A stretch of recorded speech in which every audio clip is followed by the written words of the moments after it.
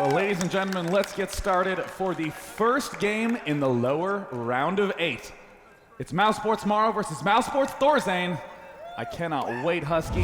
And you know, it's a really interesting storyline going on in that lower bracket because we have 2 mousesports players in the round of 8, 2 EG players in that round of 8, which means we are guaranteed to see that mousesports versus EG rivalry spring up again in the semifinal. And that's something that a lot of people have been kind of hyping up throughout Reddit and Team Liquid as well. We'll see if that rivalry, how exactly it's going to end, and the upcoming matches that we have for today, you absolutely do not want to miss, and this is going to be one of them. So spawning in the top right side, they are great friends, so make sure to make an equal amount of ridiculous noise for them.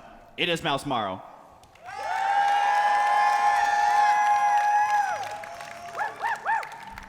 That was ridiculous. And in the left position, the famed Swede who rose to prominence after winning the TSL in style. Can he do it here at the NASL? It is mousesports Thorzain.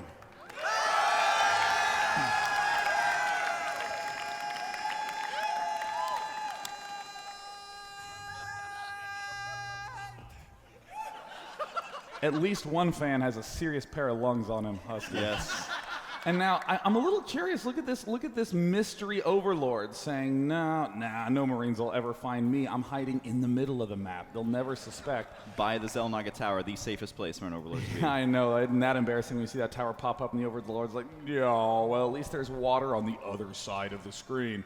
One thing to note, though, this is an interesting development that we see a lot of incredibly smart Zerg players do. A lot of Zergs just autopilot with the overlords. I'm going to send it to the start location. But a lot of those clever Zergs like Morrow are problem solvers. They think, well, what problems am I having? Early racks play?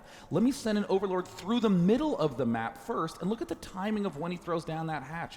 He can spot the SCV that's off to do any sort of aggression. Does end up sending that one drone cross map, spots exactly what Thorzain's up to, and it looks like it's going to be a fast gas. The barracks just now finishing up. The gas does have all 3 SCVs inside of it, so he does have some sort of specific tech planned.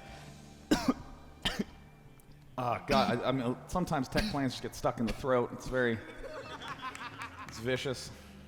We do see Morrow now going for that, I guess I'd almost say very standardized timing, the 17 refinery. We used to see some variation, but over time we're seeing players almost always get it at that exact time. It looks like Morrow is gearing up to do a pretty standard looking Ling play. He's going to make a small constellation at the front of his expansion just to make sure there's no hiding SCVs building any bunkers around. All right. I'm back. Nope. Well, you know what? That tech pattern, it might dislodge into some sort of early double reactor play. There it is. You see it's going to be transitioning into the Hellion play. And you know, I love Thorzain with these sorts of early moves that he does. He's going to move out with a single Marine, poke to the center of the map, and then he's just going to pull right on back again. And I'm back. I now can continue speaking. The resurrection of Husky. There's one tip in casting 101 that I never was able to remember, which is don't swallow and breathe at the same time. Oh, rough. And also don't try to cast underwater. Yeah. You also see now that there's the switch on the factory. He's going to be going up for the reactor. Sorry. It's the last one, I promise. My body itself is actually trolling me throughout this entire cast. You know, I would love the idea of someone, you know, a friend out there who's saying, hey, I want you to introduce you to StarCraft 2. It's going to be great. Let me show you this Day 9 and Husky cast. Husky, what do you think about that strategy? Absolutely, Husky. I do not like mech on this map at all. It's just like casting with an overlord. I don't really see what the big deal is. And look at this. It looks like it's going to be a 4-queen opening from Morrow. In the midst of all the hacking and gagging, it looks like Morrow managed to not build any Zerglings at all. He's at 28 drones and is doing this huge queen play. And suddenly 16 Zerglings are en route to pop out. Yeah, a lot of Zerglings and the massive amount of queens here. You look at it, you may say like, wow, this is crazy. What is he doing? But not only does it help with the quick creep spread, it also allows, of course, the inject larvas. You can transfuse, you can block your ramps. It's good versus Banshees. It is good for just a lot of stuff, and they only cost 150 minerals, Sean. And I mean, if you think about it, a lot of Zerg players spend that money on an early spine crawler. That, in a sense, is about 150 minerals as well. 50 for the drone, 100 for the spine crawler. Why not just devote all that resource to building an extra set of queens? That way, you can end up having that mobility. It will help you for your future hatcheries. And, ooh, here comes some Zerglings from Morrow. Looks like they're trying to surround. Is he going to be able to do it? Roasted. Yeah, taking a lot of damage here. The Queen's so slow off creeping these 2 creep tumors here. Looks like Morrow maybe a little too aggressive. Is the Queen going to go down? A burning Queen, not something that you see all that often. And those 4 Hellions definitely going to be paying for themselves here once they were able to rake in that kill. Now on the back of this, Morrow made a wave of drones, now making a wave of Zerglings, and is also getting the lair tech here. And this is kind of the Morrow that I'm used to seeing, where he's not playing it completely standard. Instead, he's adding his own little flair.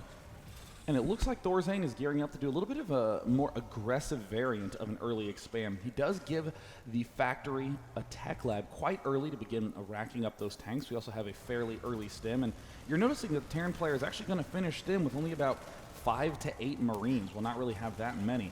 And then what's going to happen is he can do some kind of push at that point in time, depending on what Morrow's doing. Alternatively, he can wait for combat shield. So Thorzain has a lot of potential attack timings. He has to have good judgment with these Hellions to determine whether now's the time to attack or not. I do like Morrow being active with the Zerglings that he does have, destroying those destructible debris, and then just saying, no, I don't actually want the high yield expansion, because there's Hellions here, which are a much more pressing issue, but keeping those Hellions alive this long is very, very important. A lot of times you will see Terran players lose those before this first push comes out, but the first push getting in position here, and they're going to have the backup of those Hellions. Uh-oh, wow. Thorzain looks like all he wanted was that stim upgrade. It looks like he got a good count on the Zerglings, decided that there were really not that many. Now we're seeing Morrow pull back, and look at Thorzain with the aggressive scan timing. Now going to pick off all these creep tumors. That is going to negate a lot of Morrow's presence in the mid-game with no creep there to help the units speed up. Looks like Morrow has not gotten any upgrades yet, just getting Lings and Banelings at this point in time.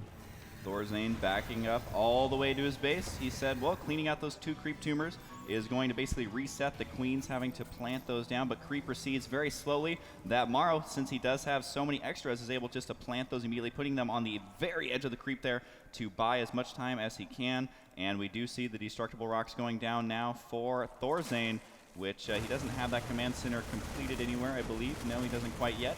But Thorzain, he's been gearing up here pretty well. His defense is looking strong, and he should be able to secure that quite easily should he decide to.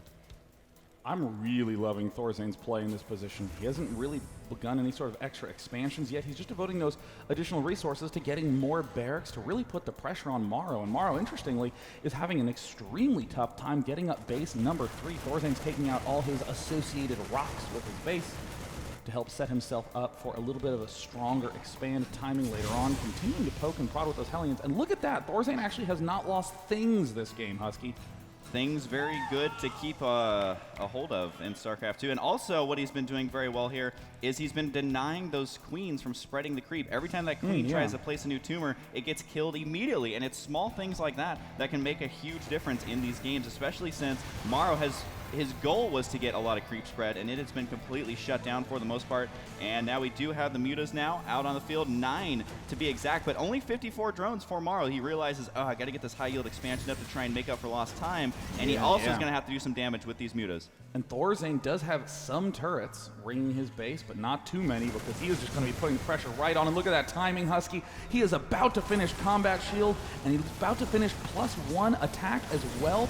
Beautiful timing by Thorzain in this push. Yeah, this is as good as it gets. There's only 8 Banelings on the field. No more in production as well, so that's not going to be a lot of good Baneling hits, especially with these tanks spread out. Maybe 2 spread out. It does look like the muta's going to do it, but a big hit. He was managing to do that and clean up the Marines on the south side as well, so Thorzain does need to be careful, but only 3 Banelings remain.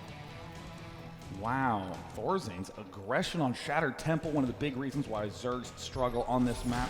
We're seeing really Morrow has so much difficulty even establishing any use out of this gold. None of the mineral fields have even been mined at this point in time. Morrow trying to pick away at those tanks. Ooh, Thorzain has an isolated tank. He's sprinting up with those Marines. And, that is one of the most painful moments in all of StarCraft 2. Always seems like there's that one tank who just barely survives there. A couple of mutas do go down. And here it goes right now. This army is not looking very big, but he does have a sandwich attack here. Does he have enough lings here? The Banelings need to hit right here. They do not. And it does look like the control from Thorzain was too good. But it looks like Thorzain is running low on tanks. No medevacs at all. This has been an aggressive push. All those Marines are near death just from their own self-stimming. Morrow just has to wait for that stim to wear off, and he might be able to do a very vicious crunch. Perfect timing from Morrow, getting a nice Baneling hit, but there's just so many Marines. More Zerglings continue to stream up. Morrow doing everything he can. The Queen getting involved. A pair of drones show up, and oh my god, Husky, Morrow's defended Thorzain's push. He has somehow held that off. He did not have that many units, but he streamed in just enough units to hold that off, and it does look like Thorzain's not quite done yet, or the rally point is just unfortunate to these Marines. It does seem like that is indeed the case. The Overlord up in the top left side also denied that third base throughout those attacks. So Morrow just barely hanging on. And what's his worker count up to? He is only at 60. He's trying to push in the center of the map here to even the score a little bit. Oh, and it looks like, I'm so nervous about those Banelings. One shot could have killed that whole chunk, but Thorzain couldn't quite get the money blast off on it. And no, Husky, this is going to start looking real grim for Thorzain. 8 Mutalisks popping out right now. There are only 3 on the field. But once those Mutalisks pop up, Thorzain's suddenly going to have a lot more difficulty trying to defend all these disparate bases. Now, Thorzain decided, well, there's a lot of puke up there. That's a bad neighborhood. Going to go ahead and go into the rich kid neighborhood with the high yield minerals and should be able to defend this. He does have the missile turrets going down as well as the planetary fortress. So that does mean they will be equal on the bases. It's going to come down to the Mutalisk control of Morrow. I wouldn't put it past him to be able to find a weakness in this defense. There's not as much inside the main base. But if he's not able to do too much here, he at least needs to make sure to use them cost effectively in the engagements in the middle of the map. And you know, there's really 2 big issues that you'll run into when doing that Thorzain-style super aggression push. One is that you've been very low on medevacs to get that many Marines and tanks out early. So that means that suddenly Morrow is not as concerned about drops for the time being, or any really small follow-up aggression. Marine tank does not function well in tiny numbers. The other one is, of course, expanding. Because right now, Thorzain has to stay back on the defense. We see Morrow just picking apart this defense as best he can, getting the 2-1 upgrades, getting 4 more Mutalisks, and getting a 4th base up as well. Thorzain does have those 2 Thors. They just spawned right now, and those will be good for focusing down the mutas if Morrow allows any sort of clumping up to happen here. I really do like Thorzain's defenses here. Morrow realizes he may not be able to break that, so he's going to go ahead and take that bottom center expansion as well. So both players gearing up for a pretty big macro game, and Morrow, you were mentioning a lack of drops from Thorzain. That does mean his army's going to be looking pretty scary, but it also gives up that map control. And you know, I think that a lot of people are used to, complimenting things like Marine control or really nice Zergling control, but I mean, I think that the tank placement from Thorzain just deserves so much praise. His tanks are always perfectly spread out to do maximum damage. He has plenty of space to micro his Marines around. Ooh, keep those medevacs alive. Looks like he brought it down to 24 hit points, getting a little bit cornered in here, but of course Morrow will find any small group of Marines that he can to isolate those and pick them off, but nice job from Thorzain picking off a few Mutalisks there. And Thorzain's also preventing the Mutas from doing economic damage. He can afford to sacrifice a couple of Marines here and there as long as the Mutaflock doesn't get, in his main base, killing off all of his workers or the production facilities as well. So right now, Thorzain is nicely tucked into the top left side. He's going to be securing that 4th base now. He already has missile turrets going down in that location. It does look like Morrow going to be moving in the center. Is he going to make his move? Looks like he's going to try and whittle down the defenses. 1 tank does go down. And every unit he can kill here is very nice because, simply put, Thorzain is not maxed out. So it just pushes him further and further away from being so. Interestingly, these small bits of Marines that keep wandering out from Thorzain occasionally end up detonating a big chunk of Morrow's Banelings. And that's something that Morrow's going to need to be very careful about. You can actually see he keeps his Banelings in a separate control group.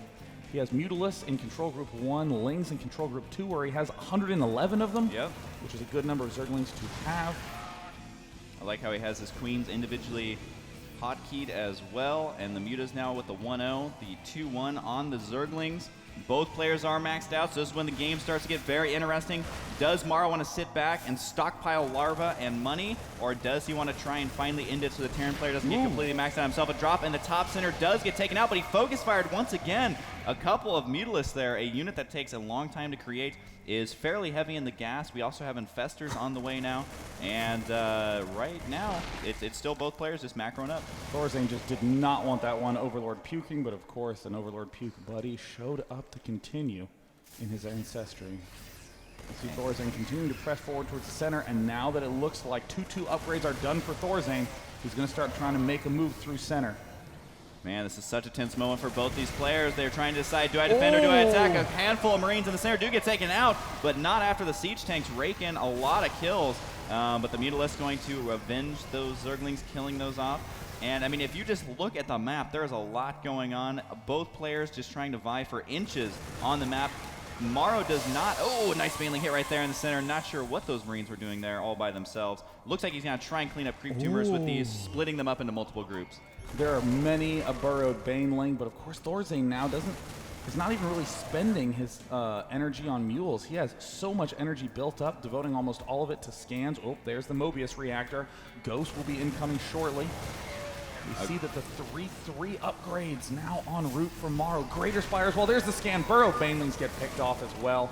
And Thorzain's push is slowly starting to get whittled down. But here we go, a huge attack out of Morrow. He's going to go for it. This is the moment that every Zerg needs to win. The Mutas do fly in there, not taking tons of damage, but it does look like Morrow getting a huge swing into his favor. But it's not over yet. There's more Marines coming down here, and Thorzain did a lot of damage at the supply, but we were talking about kind of stockpiling that larva. 82 Zerglings on the way. Jeez. The Adrenal Gland upgrade, also with the +3 melee attack, so Thorzain cannot afford to suffer another defeat like that. More drops incoming. So insane to think that Morrow was on the brink of death at the 10-minute mark. Even a pair of drones were there for the defense. More burrowed Banelings from Morrow for drop defense. Very clever. Let's see if Thorzain has an answer to that. Hopefully the Marines don't run over it. The Mutalisk may push them over there. They unburrow, and good night, Marines. That drop completely locked down. And it does look like during that he was able to get center of map control, but I don't even know if this is control as much as it is kind of a trap. He just does not have that much stuff. And look at this army, Sean. That is a lot of Zerglings. Broodlords on the way. And I don't know if the Ghosts are going to be in time. Thorzain is way overextended into mid. He needs to pull back. He is desperately trying to find somewhere for this to land. Again, playing musical bases with the command center. Ha-ha! Gosh, caught up to me. We are all now tied up 1-1 for choking. But it's a good thing that NASL is at least best of 5. There's still a chance for me to pull through. It'll be your map choice next map. Don't worry, Sean. And we do have burrowed Zerglings here, again, preventing that from landing. The one in the top center trying to land there. 2 random Banelings morphing in. But at this point, it's just a lot of macroing up once again. Morrow giving Thorzain a chance to rebuild that lost army. And Ghosts are kind of crazy, even in low numbers in TVZ. Ghosts are so strong in this matchup. Morrow wants to pick this drop off, but does not want to lose any Mutalisk, trying to force the Zerglings to be part of the engagement. We see the Marines continuing to swing around, but again, musical spine crawlers, Husky, with plenty of space to rearrange. Thorzain's going to try to poke up in here.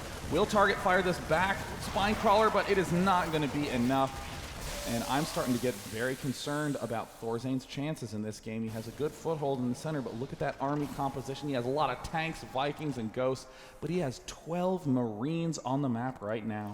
The important thing when you are behind this Terran and you're trying to go this, Ghost tech is to really just sit back and defend, and try and get up a big ball of Ghost. But he's attempting to be a little bit more aggressive with it. I don't know if he realizes that his opponent is completely maxed out. The expansion in the top center is taking quite a bit of damage, but the Marines able to focus down the Mutas because the Mutas were attacking the Mules, so almost every single Muta went down right there. So that was a nice victory for him. He can use now those Ghosts, focus more on the Broodlords rather than the Mutas.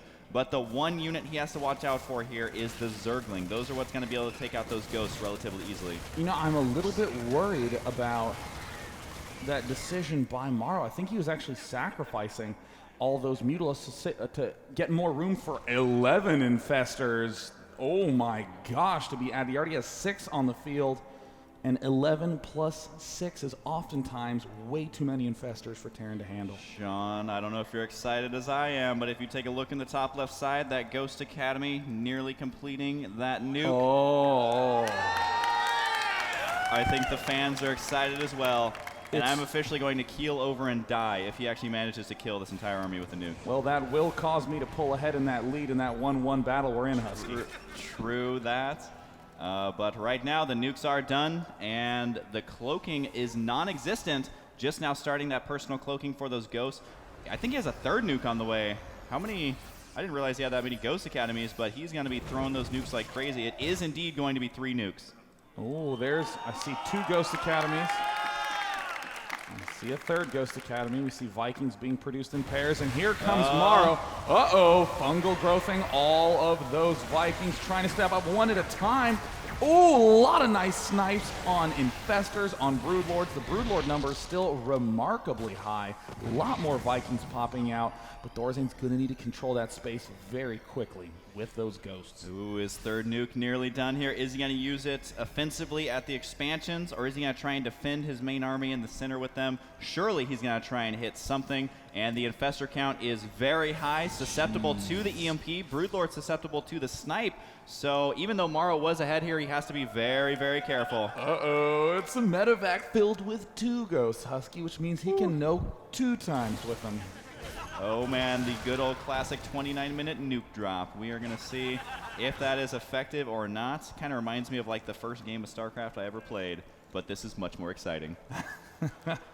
Oh, I really wish that there was a record of all those games that we could go back and see in the past. It looks like, Vikings doing huge damage, EMPs on all the Infestors. We see a few more trying to swing into action, but, gigantic fungal on all those Vikings. The Corruptor Broodlord army from Morrow is absolutely terrifying, but Thorzain seems to have an answer. Again and again, more EMPs.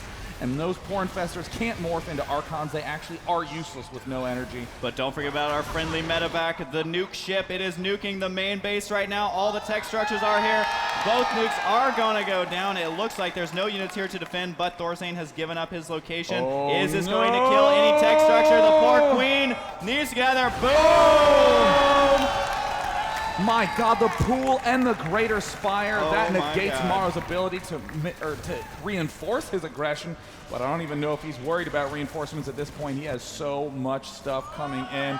Nuke number 2, Commander Nuke, Sergeant Nuke incoming. At the bottom, we see another huge drop incoming for Thorzain. He's going to hide that one ghost, but the big push up in front and center is what he really needs to worry about. The nuke in the main did land, killing off those spine crawlers, which is not the best unit to be building to focus down right now, but Thorzain is backed into his base. This is so many Infestors. I think maybe even using infested Terrans at this point rather than relying on the fungals. The expansion in the bottom center has gone down. The other one going to be a little bit vulnerable to these ghosts, but there is no more nukes for them to be using here. But we do have ghosts being produced 5 at a time. This game is actually kind of crazy. Nice play there by Morrow, fungal growthing the ghosts to reveal them. The late game double nuke rush drop effectively retreating right now, Husky, and it looks like a single Corruptor there to try to repel, but this is a weird spot for Morrow. He does have the food lead. Now you gotta remember that Ghosts with the triple upgrade do 13 damage, which isn't bad, but versus Light they do 26 as well. So that is something to keep in mind. It can clean out Zerglings if they have good positioning. Look at the army for Thorzain, gonna be moving out in the center of the map. There's Ghosts, Vikings, Marines, and Thors, which is highly entertaining composition indeed, but can he use it effectively? He has been down in the supply. 2 more nukes are completed, so we will see if he's continuing the nuke drop or if he's going to try and go directly for the army. Morrow has so much stuff right now, but I always get worried when I see those Infestors cluster up, because when your army is that Infestor heavy, 22 Infestors, a few EMP can bring that Zerg army to its knees. And we have seen that before, where they'll send in those cloaked units one at a time to try and EMP those as forward Spore Crawler to try and prevent that from happening. But this is still anybody's game. There goes that medevac with those 2 ghosts. It is outside the main base. Don't know if it's going to drop here or just reinforce the main army. But how many nukes is he up to? He does just have 2 right now. 11 Ghosts, 11 Vikings. Only 2 nukes, a little disappointing considering he does have 3 Ghost Academies. So saith every fan of StarCraft 2, Husky. So true, Day 9. And now it does look like our Zerg player setting up in the center. His creep spread really not allowing these Ultras to, you know, be moving much more quickly towards the army, including the Infestors, Zerglings as well. So he's going to be kind of off the creep. But the Ghost right here looks like they're sniping rather than EMPing. Well, they're starting to slowly advance. Here's the Ghost in the centers, trying to do a little bit of pickoff action. Pew, ping, ping. Picking off a couple of these Infestors. There's a nice fungal, does reveal it. The Broodlord's gonna do some damage. Yeah, that many Broodlords shooting at once is going to hurt. Wow, going way around. Looks like he has found yet again some more essential tech structures. Where's Thorzain going to go with these 2 Ghosts? Up in the north, though, oh, an infested Terran harassment. Having those 4 burrowed Infestors has negated a lot of that pressure. Oh! Cancels the nuke, tries to go for the EMP. Those Ghosts whiffed that so hard. They missed the nukes, they missed the EMPs, and they got cleaned out there. So that is going to cost him a lot of money, but there is going to be a drop down in the bottom center. Can he get the hatchery? He is focusing it down. Stim has been used. He does snipe that base. Oh no! Does manage to nab both of those medevacs. A trio of infested Terrans arrive, but the Corruptors show up to say, this is how it's done. See you later drop, and at this point in time, I think the players are just running out of places to mine. I mean, down in the bottom, Morrow does have a fully operating 2 bases. We have, I guess I'd describe it as 2.5 bases in the north for Thorzain. And this center army with the 6 Broodlords, 20 Infestors seems impossible to break through. But look at the ghost count, 15 ghosts. That is indeed amazing. And also the chitinous plating on the way for the Ultras. That does mean they only have 3 armor plus the one that they do spawn with. The 2 more on the way will make them a lot more effective. But it's going to be tough for him to break here. I mean, what is Morrow to do in this situation but try and harass with these Infestors? Well, Morrow has to begin chewing away at this expo count from his opponent. I think this is a great play. Oh, reinforcing infested Terran eggs while pushing up to the north side. We don't see any other drops on the map right now. Thorzain looks like he's pushing through mid, trying to do a little bit of harassment with these Vikings, but he's got to be so careful. I mean, a single fungal growth and he is dead. And a single EMP could knock out the Infestors. I love how Morrow's trying to spread them out. There's one Ghost. Is he going to EMP? No, he keeps attacking. Needs EMP. Gets one off. To get some, but it didn't really get that many of the Infestors. The 2 at the back suffered a little bit of pain. Look at that spread from Thorzain. An incredible separation of those Vikings there. Another nice fungal growth doing some serious damage to those Vikings. Vikings up on the north side. Also picking away at these Corruptors. We're starting to hear snipes go off left and right. When you have that many ghosts, no reason to be conservative with that snipe button. And it looks like Morrow trying to eat away at this army, but oh, see you later, Infestors.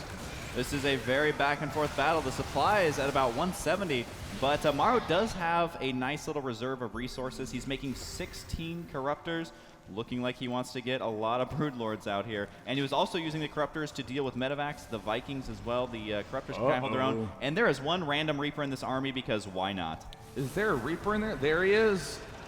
There he is. And somewhere Mr. Bitter is explaining how you can do a 1 Reaper expand on a lot of maps. And also at the 40-minute mark, so I'm going to keep an eye on that Reaper. He is my new favorite friend. But we will see if, I mean, really it's just vying for the center map control. Thorzain is kind of tempting here. Double Nidus network. Morrow realizes that he's been too passive all game long. This, incredible fungal growth. We see a lot of the Ghosts taking serious damage, but the Broodlords getting counter damage by some absolutely phenomenal snipes. Every major unit from Morrow's army is falling so fast to these snipes. Thorzain is insane. I feel like if they were to re-release StarCraft 2, this would be the opening video that they announced the game with, because these battles have been non-stop, and we do have a drop down in the bottom, bringing along the Marauders to do the additional damage versus those buildings, so just mixing in slightly different units to try and deny that expansion once again. The drop on the bottom center does get cleaned up. The hatchery does remain, but Thorzain pushing forward. We should be seeing a pretty huge engagement here. Almost 20 ghosts out on the field right now. Thorzain continuing to do something. Oh my god, hang on, I was going to say that Reaper has snuck his way all the way to the base and is attempting to single-handedly kill that Ultralisk Cavern. Oh, Husky, you really did keep an eye on that Reaper. Thorzain gets it, but here comes the gigantic engagement. We see infested Terrans, Ultralisk Zerglings swarming everything. The Ghost Cloak. There are so many Ultralisks, but the amount of snipes going down. Look at how quickly the Ultras evaporate. An insanely strong mixture by Thorzain. The Corruptors have nothing really to do at this point in time. With the snipes running low, Morrow still cannot quite seem to break through. The Reaper died. I'm so sad about that. He switched it from the Ultra Cavern to the spawning pool, was almost able to get it, but not quite yet. But these ghosts moving forward, this is what you have to watch out for as Zerg. The snipe is so good versus the Broodlords. The double...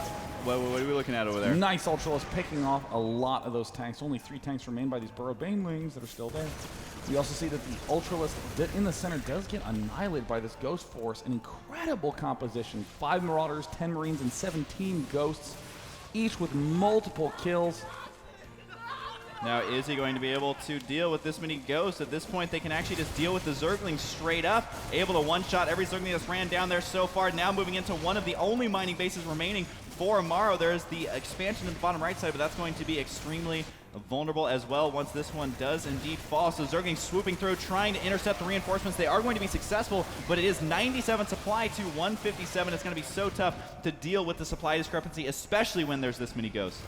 Gosh, Ghost, the most powerful late-game unit to mass up in the TVZ arsenal. Every single Zerg unit can suffer that snipe ability. And even ones like Zerglings that you wouldn't want to spend it on, they just do incredible direct damage to the Zerglings. Medevac Ghost, so ridiculously powerful. And Morrow has lost the southern expansions. All he has left mining is bottom right, with only 50 drones.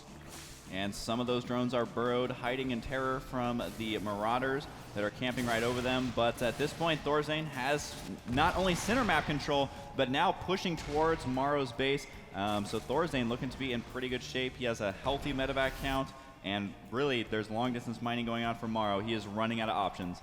Oh, Thorzain's looking very broke, though. Thorzain's feeling a little bit of pressure to actually win with this single attack up at the north. Infested Terran eggs arrive. See you later, SCVs. Not that Thorzain had any more resources left there in the first place, but Morrow's starting to realize now how few options Thorzain really has. And oh, the snipes begin to unleash on those Ultralisks. Look at the health plummet instantly on those Ultras. And it looks like Thorzain is broken through, Husky. And GG!